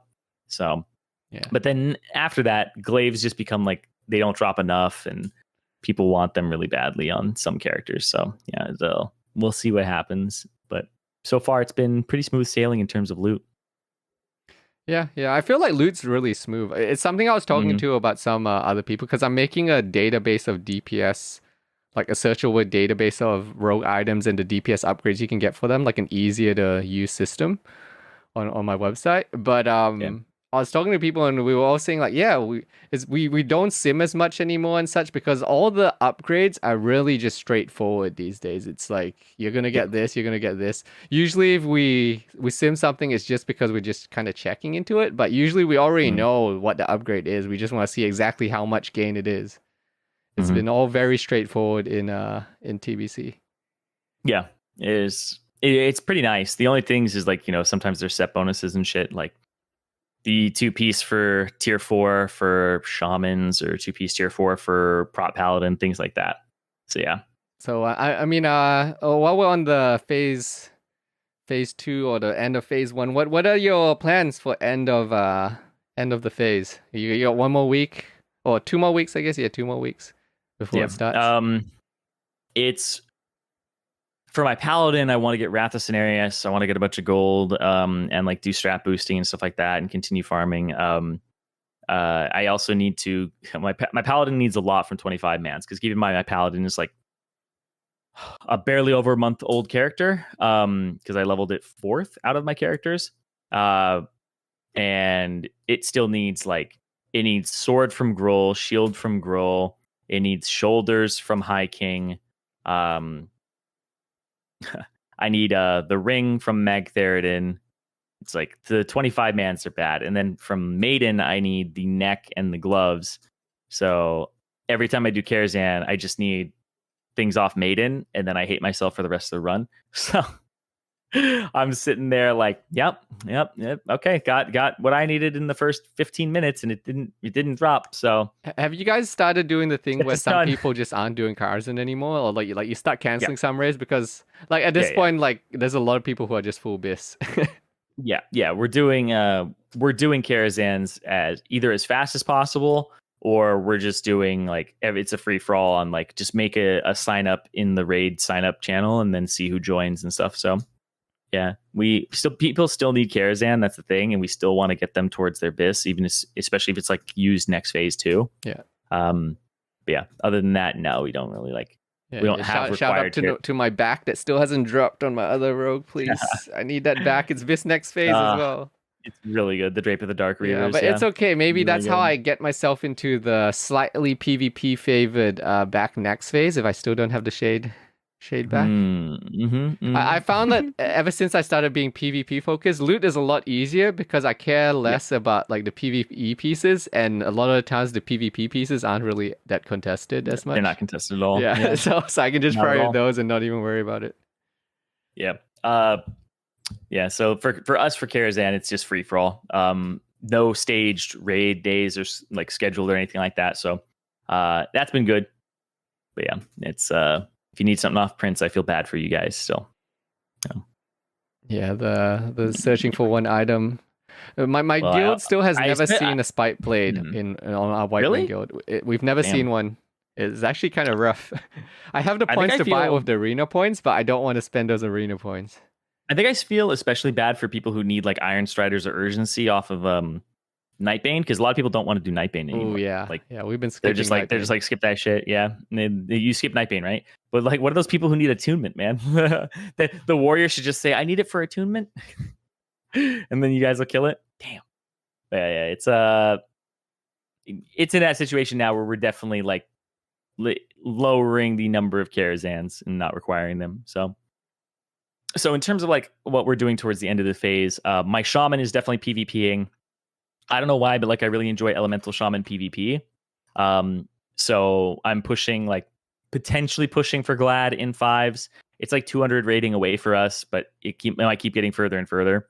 And I don't know how much time we have to really play between the members of the team. So we'll see. But I definitely am going to PvP on that character. My rogue is attuned, ready to go. I'll PvP on that and get warmed up for next phase because I want to get 1850 with my feral buddy because he wants it for PvE and I want the offhand for PvE. So we're just doing it for weapons. And so it's basically like PvP on 2 characters and farm on another one is basically what I'm doing now, and do my Karazhans and 25 mans on my paladin especially. So yeah, it's interesting with TBC that it's so easy to raid log actually, which is actually one of the screenshots I had here is that it's actually interesting. The classic population, you can see that it actually isn't bad right now, but it's just because so many people are raid logging that the world just never like it feels like it's less busy, even though it's actually still pretty busy. There's a lot of people still raiding. It's just that a lot of them are raid loggers right now. Because you hit that last portion where there's nothing else. It's going to be higher than this now. because that last tick is 818, right? Yeah. And that was before the announcement of when phase 2 was dropping. And I can guarantee you it's going to be higher now because people are PvPing towards the end and people are coming on for phase 2. Yeah. I guarantee it's higher now. So the population's actually looking pretty healthy from the rating front. Not so much on the PvP front.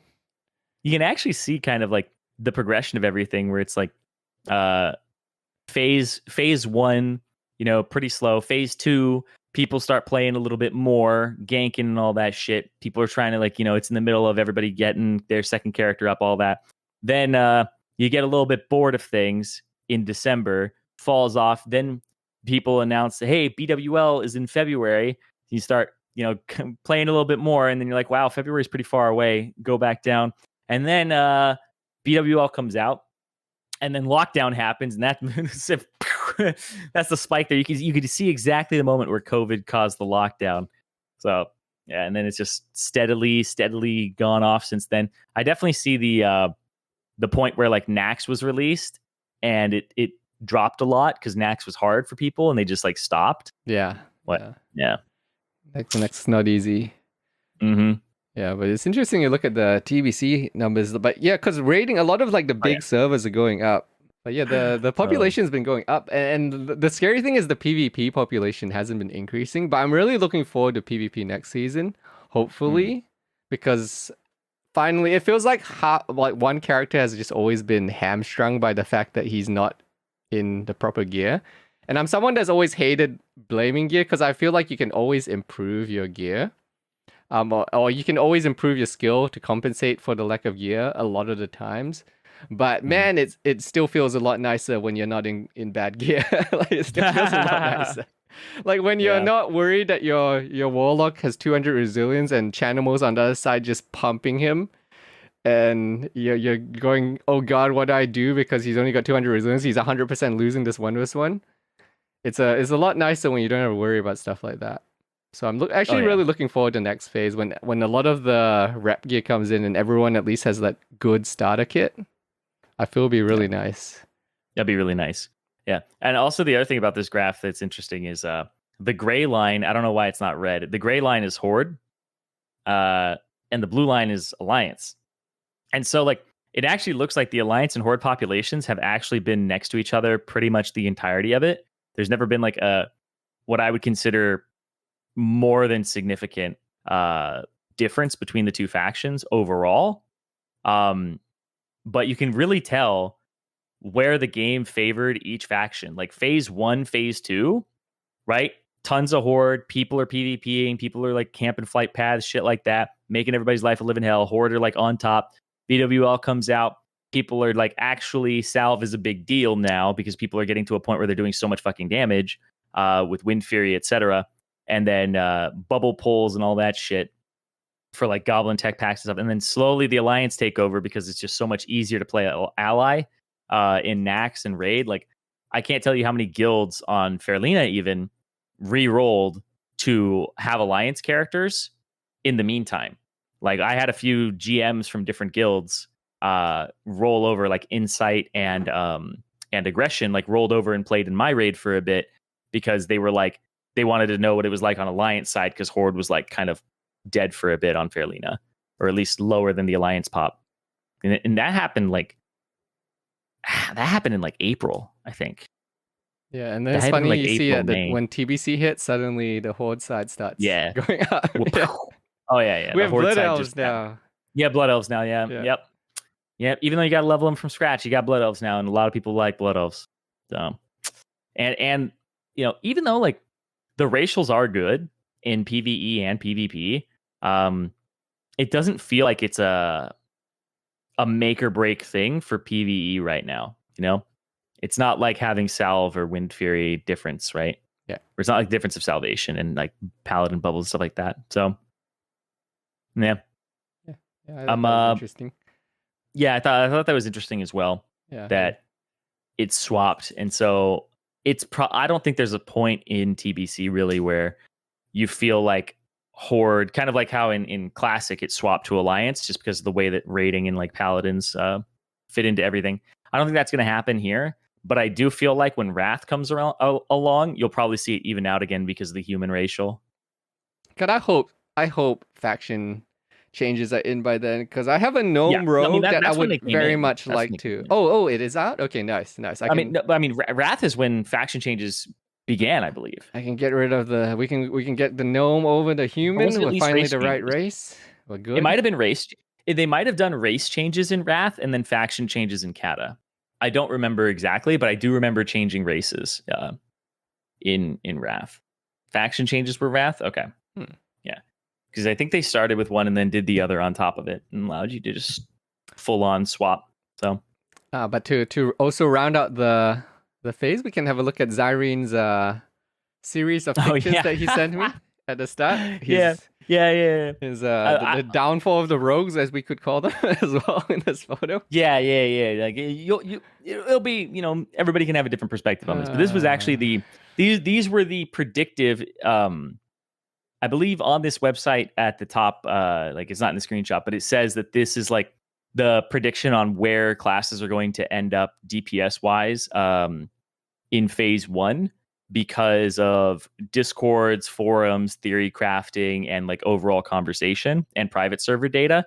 And I remember we had talked about this at some point, Snow, and we talked like Elemental Shaman. I thought Elemental Shaman was better than Enhancement. And I thought Fury Warriors were like grossly underrated. Like, I don't know why Fury Warriors. I don't know who allowed Fury Warriors to be bottom down 3. With the Pharaoh DPS. Like that's literally like the biggest, like, I don't know what the fucking opposite of copium is, but it's like, holy shit, like they are absolute like haters. It was like insane that you would rank Fury Warriors that low, considering like all, like, I understand people are like, oh, like private servers, like warriors are bad, etc. And like, I don't know, it just felt like everything pointed to them being better. And like I everybody knows I've been like a big advocate for like warriors, knowing that like I think they're really good trash DPS and like good on like all that shit. So if you go to the next one, when they actually updated it for the very first like week, I think this was like the first week or two when data was actually out there for it, you saw like Elemental went above Enhancement, Rogues went way the fuck down,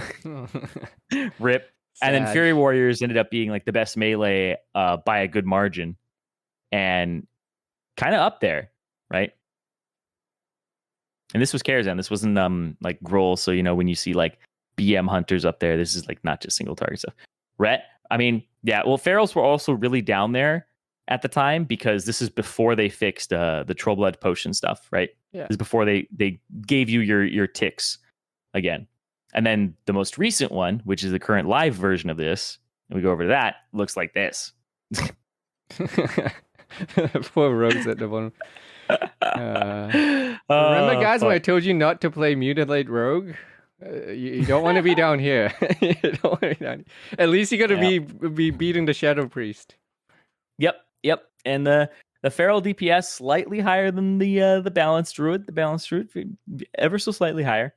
The Elementals got even better because obviously their trash damage is good. Dude, that Arcane Arms Warriors went up. Damage. Jesus Christ. Arcane Mages are insane. Fury Warrior is insane. Like, Fury Warrior is definitely a top 3 DPS class, and like I've been saying this forever. And fucking Arcane Mages are just ridiculously strong, right? Ridiculously strong. This, I understand that this has the data of like, oh, Nether Spite, and that one thing is in there. Totally get that, right? But from what I've been seeing in SSC and TK, Arcane Mages are like, at least our Arcane Mages are gapping people, and we have really good Fury Warriors. So it's like Arcane Mage, Fury Warriors seem to be our top 2 very regularly, followed by like Warlock and Hunter. And our raid is like getting to a point where we might actually be removing Hunters slowly. We might just run a single BM and a single survival in the future, and try to add more things on. So we'll see. Here's a question on Arcane Mages, since we haven't really experimented as much as you. Yeah. People say that they're completely dependent on the Innovate. But how bad are they outside of the Innovate?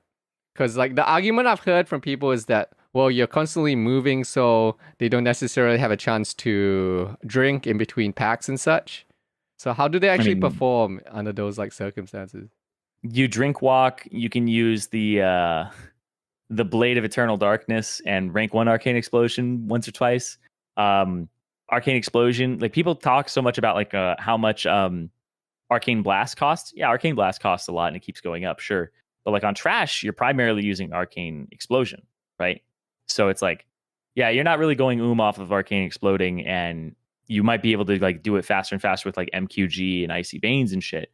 But you'll end up with like, I think we had 2 Arcane Mages in a Shadow Priest group, and we have assigned Innervates as well.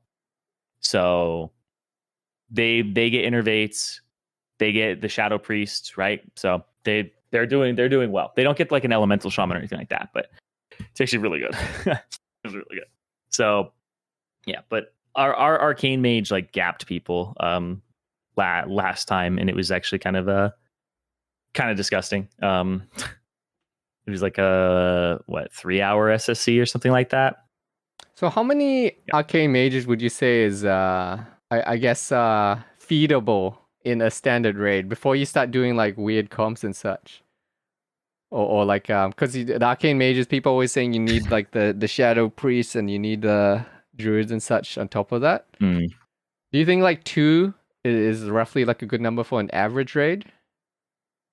For Arcane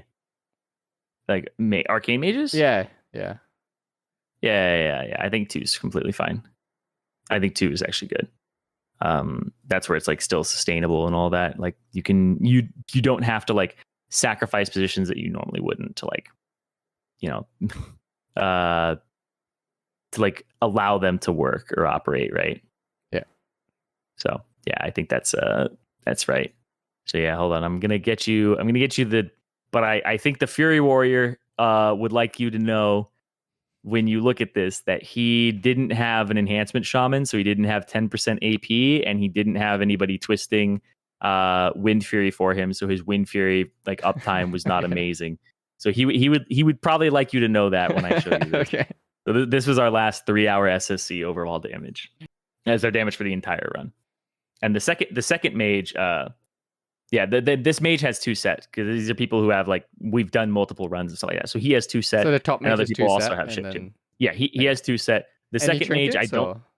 or... I know. I think he just has MQG.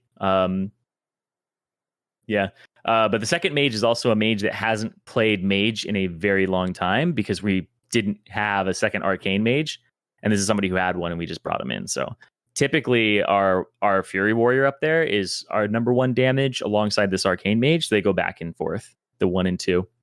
But yeah, I notice a lack of rogues here on your charts, Zirene. We run 0 rogues. Yep, we run 0 rogues. The poor rogues, man. Hunter pet damage, I'm always surprised how high it is. Yeah, Hunter, that's the thing too, is like if a Hunter pet can't actually like contribute to your damage, and it doesn't like scale with things like haste, then it doesn't end up like DST, the whole argument for DST being better for some classes than others. Wait, so here's a question. If you're not running any rogues, what happens to Warglaves? Do you run the rogue later? What happens to the rogue? Does he just go raid 2? Like, what happens there? Or does the Warglaves go to probably the warrior? Probably going to the Fury Warrior. Oh. Yep. Poor rogues, man. I don't run this raid. But no, legitimately, like, but also our raid may be a little bit different than everybody else's. Yeah, because it's like speed running more and such. Yeah, we actually group everything. Like, as a prop paladin, I can't tell you how fucking stressed I am. Because all I do is group everything. Like, legitimately, the way we do it is we group everything in a pull, and then the other 2 tanks just pull something off me. That's it.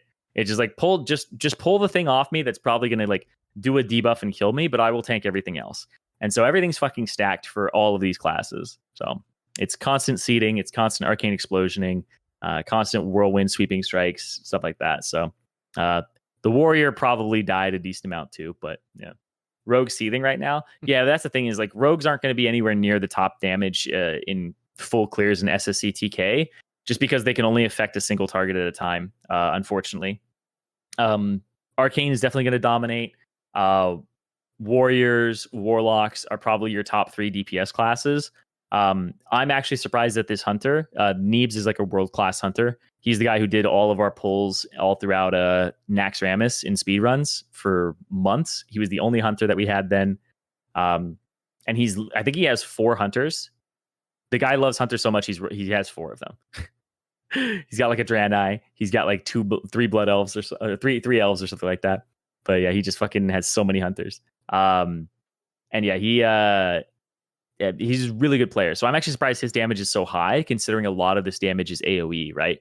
Like he's not getting all that extra damage on Moral Grim. When we stack things on like Fathom Lord, he's not getting like more damage than normal multi shots in there, but that's about it.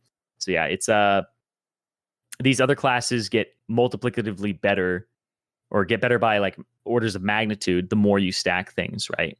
So yep, it's I think Nestor's probably somewhere in the chat. Him and Nestor were, I think Nestor re-rolled Warlock and said Mage is copium for a long time, and I think maybe they were just trying to trick me.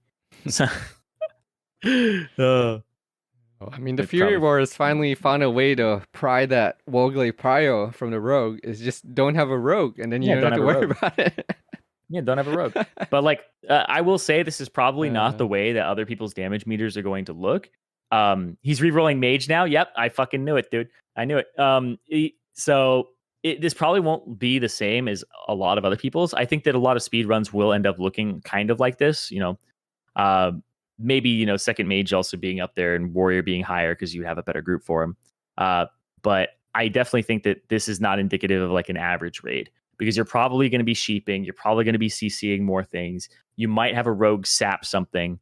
And basically, we just throw all CC out the fucking window. And I feel like Arcane Mage actually performs better when you have the brace, because then he just drinks every time you guys stop.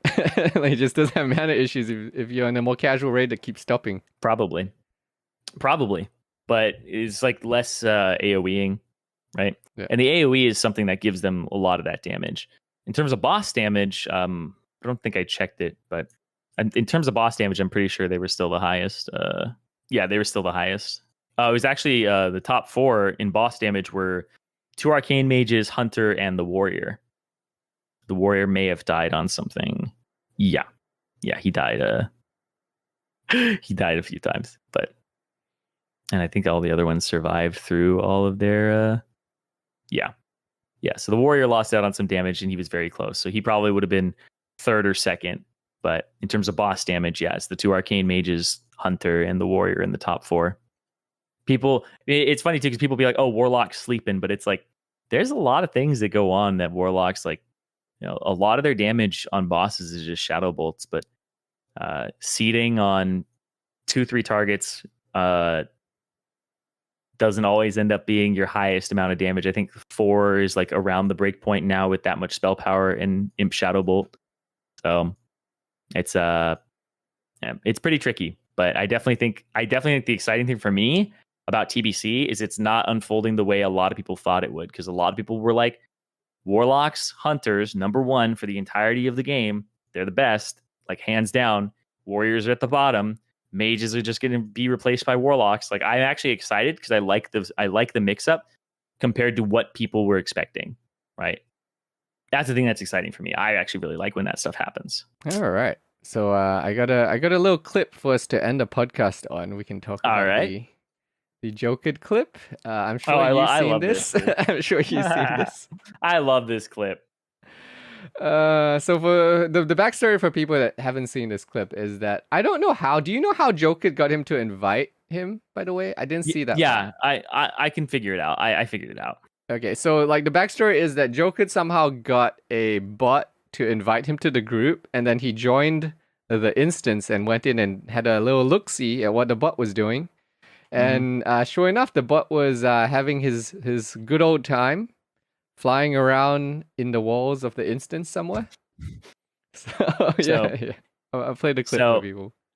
Yeah, I believe the way he got him to invite him, by the way, is the bot most likely clicks in the middle of the screen to res and press accept. So I think if you invite him at that time, when he gets back to his body, he'll accept it. Because what happened was he invited the guy. The guy didn't accept it first. Then he invited him a second time.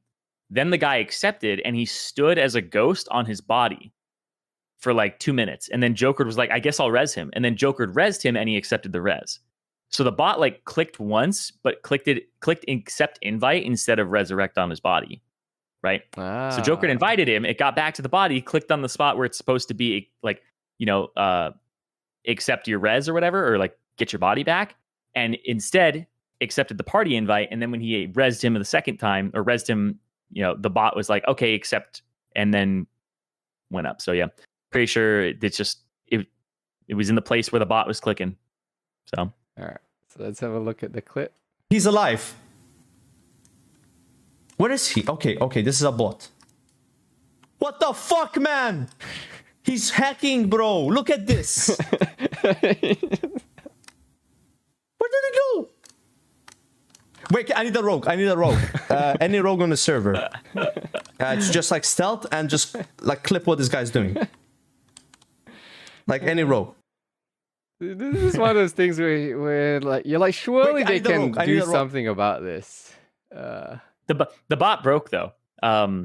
He broke the bot because the bot was trying to reset the instance for a long time after that. And it couldn't because he was in the yeah.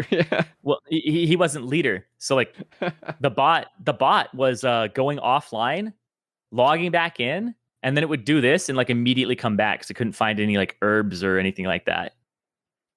But why not get a priest instead of a rogue? I mean, that's eventually what he says. Yeah, like, eventually that was his plan. But yeah, so welcome to the bot issue.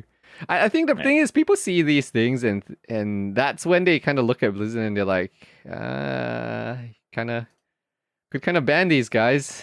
Probably a little bit detectable in some ways. But Blizzard does that thing, right, where they only like to ban in waves. And they this guy might be banned, but he'll be banned in like 2 months or something. Yeah, which is just like the way they do it. I don't know what I feel like the better solution is obviously they hire more GMs and they just manually ban, but that's just never the way Blizzard's done it in the past, right? So it's just, but it's just funny to see at least. I don't know what's gonna happen. People talk a lot about the bot issue actually in Classic. Where they're saying, oh, it's like the 58 boost and such, but I feel like it's just as bad as it just always was. I don't know if like the 58 boost did anything. It's just that it's more noticeable because you can see that they're level 58 and they're in their boost gear, but I feel like those bots existed anyway, even without the 58 boost. It's just now that they're really easy to spot. Yeah, they're very, very easy to spot, which is just, I don't know, man. That's just insane. But yeah. I mean, that's all I got for this week. Anything else, Zirene? No, I think that's it, man. Yeah, I think that's all, guys. We will see you next week. Thanks for watching. Catch you guys later. Yep. See ya.